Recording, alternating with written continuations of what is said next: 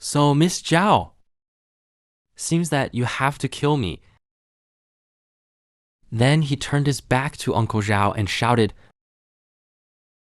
You are actually the mole sent by Xiao Zhuo to me. Hearing this, Xiao Shu was shocked. What? How could I be exposed?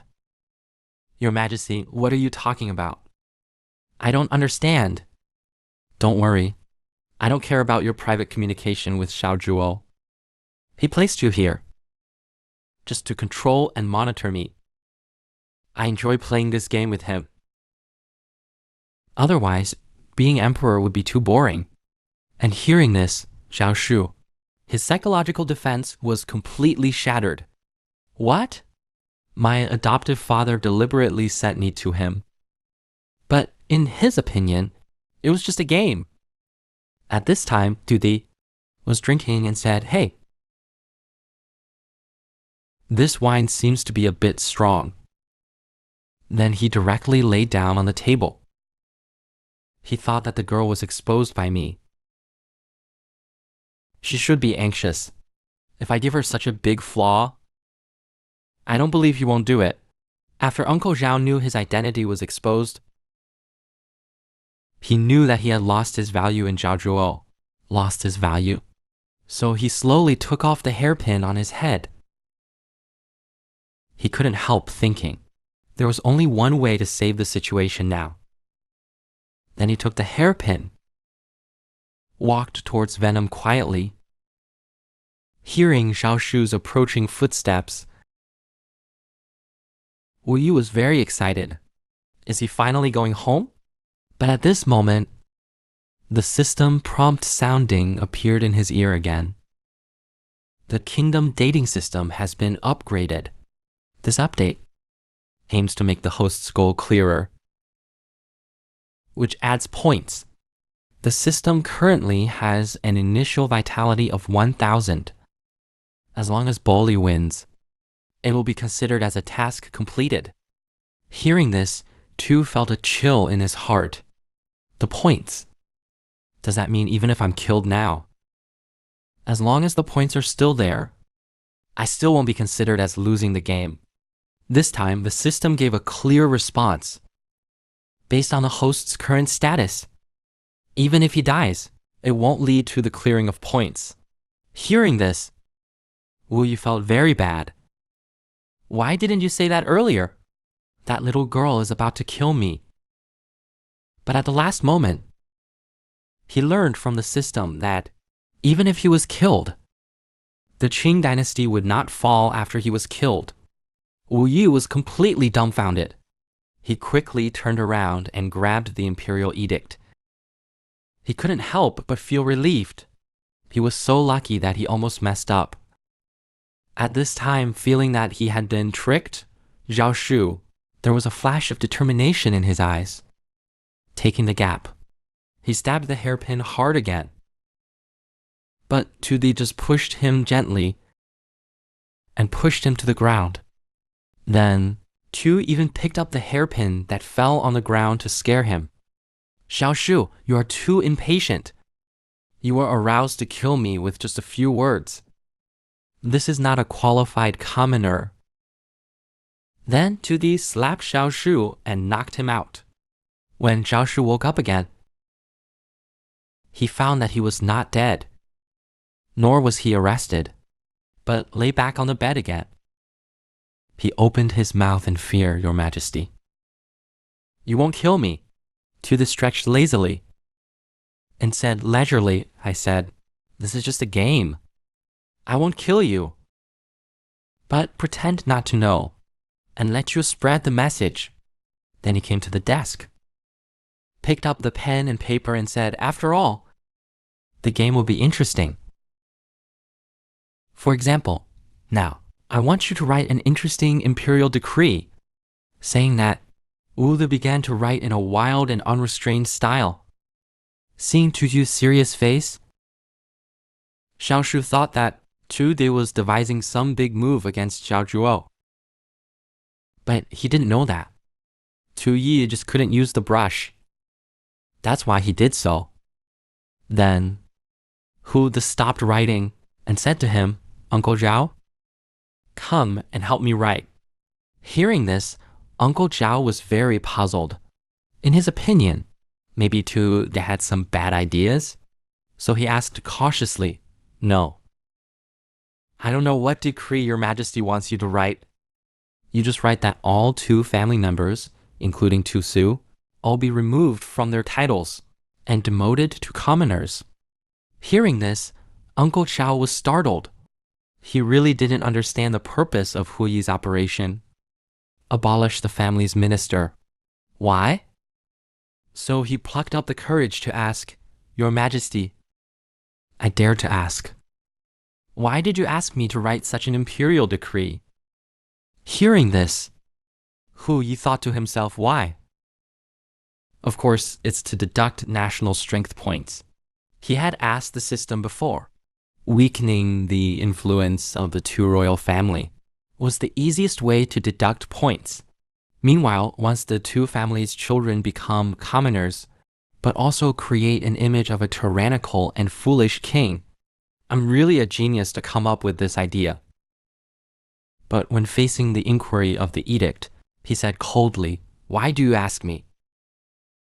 Of course, to increase the difficulty of the game, saying that he touched the imperial decree's face. I not only become a lonely person without family support, but also be called a sad, cold-blooded, and foolish king. I let you knead paper, and then asked you to tell Zhaozi the good news. He will be very happy. This information is my gift to you. You must not let me down. So, under the operation of To the system prompt sounded again. The host issued an edict. Demote the 2 royal family to commoners and weaken the power of the Deccan royal family. National strength points decreased by 200. The current national strength points are 800. The next day, Xiao Zhuo's mansion sent a decree to report the decree. Xiao Shu just finished reporting the situation to 2 traitors. Xiao Zhuo slapped him to the ground. "Bitch, did you leak our secret?" At this time, Xiao Shu blushed. Sitting on the ground with grievance. Sitting on the ground, crying and saying, "Father, uncle, no, don't play tricks on me here. We were just about to depose him and establish a new prince. He just beat all the 2 family members. And if you hadn't helped him deal with it, he could let you know." Just then, Li Tianyuan stepped forward and said, "Xiao, calm down. If Xiao Shuxi issued the decree, how could we know about it? This should be Tu Lai's plan to sow discord and also to warn us. Don't be ambitious." After listening to Lai Tianyuan's words, Xiao Zhuo also calmed down. He also knew that he was a little impulsive just now. So he quickly helped the edict up. "Sure, I was wrong to blame you just now. You won't blame me, will you?" "I dare not." Then Xiao Zhuo said to Lai Tianyuan again, "Li, it seems that your plan to form a new army is useless. So let's see my plan next. I will mobilize the ministers, humiliate him when he attends the court for the first time, and let him know who has the final say in the court."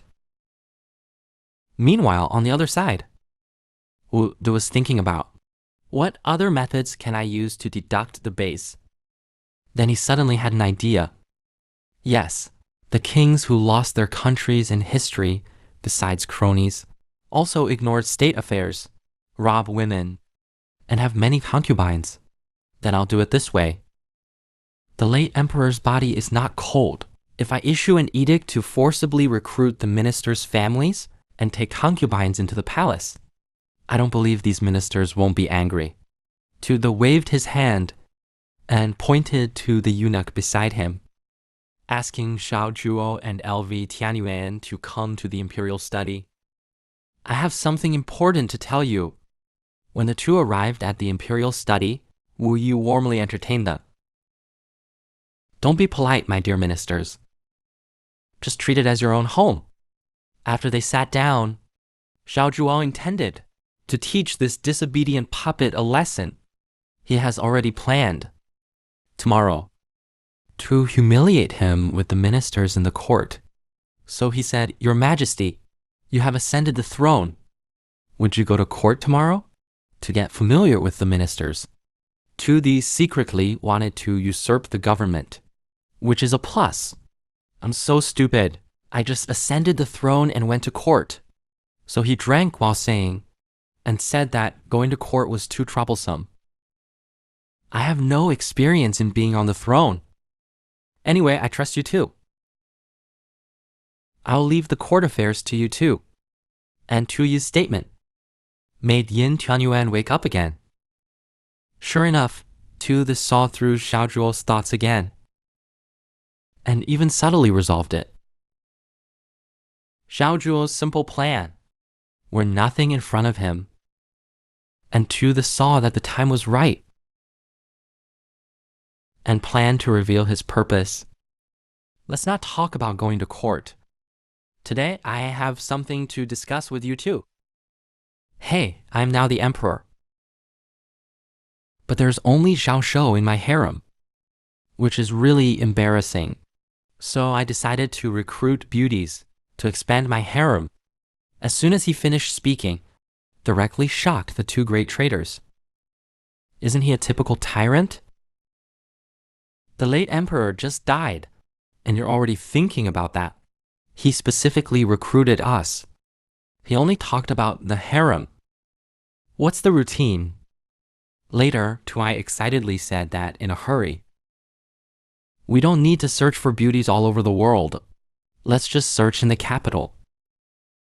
Moreover, I also thought of the most time-saving and effortless way. Let's start with the female relatives of the court ministers. When the two walked out of the imperial study, they were still confused about Tu Yi's intentions. Xiao Zhuo was a little puzzled, although he didn't know what this guy was up to, but he was courting death. It can save us a lot of trouble. But when Li Tianyuan heard this, yelled at him, "Lord Zhao, if you continue to underestimate the emperor, the fate that awaits us will be the beheading of 9 clans. You don't think about it. You just plan to humiliate him in the court. He has already cracked it. It shows that he knows our intentions like the back of his hand. The news could not have leaked. It can only mean that he has calculated in advance. And now, in addition to not going to court, but also expand his harem. These actions seem to be lewd and unrestrained, but I think it's a chain of plans against us." Xiao Zhuo was also sweating profusely when he heard this. What does a chain plan mean? Do you know why he has the confidence not to attend court? Because he is confident. He can control the government without attending court. By taking the families of ministers into the harem, by marrying their family members to directly win over the ministers? This is blatant. He's poaching our officials in the court. However, since the emperor has issued an order, as his subjects, we naturally have to satisfy him. A few days later, under Li Tianyuan's arrangement, the harem selection officially began. Looking at the group of bright beauties in front of him, Wai was so excited that his drool flowed down. Is this the paradise? Seeing this scene, Yi Tianyuan was darkened. The concubines who entered the palace this time, most of them are noble daughters-in-law who are not powerful. On the surface, there is no problem. Only these 2 women, Fan Touzhu and Zhu Zhishao. They are both daughters of noble families. Because the 2 families offended the late emperor and were executed. The one in charge of the execution was momentarily soft-hearted. He secretly rescued the 2 girls. Over the past 10 years, he raised them secretly and kept their identities hidden. He hoped that one day they could inherit their fathers and become an important pawn in his hands. Now, taking advantage of this harem selection, he plans to place them by Tui's side. The problem now is how to get Tui's attention.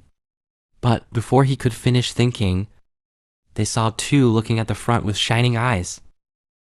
These two little followed his gaze. Tu-yi accurately locked onto the second daughter. This shocked LV Tianyuan.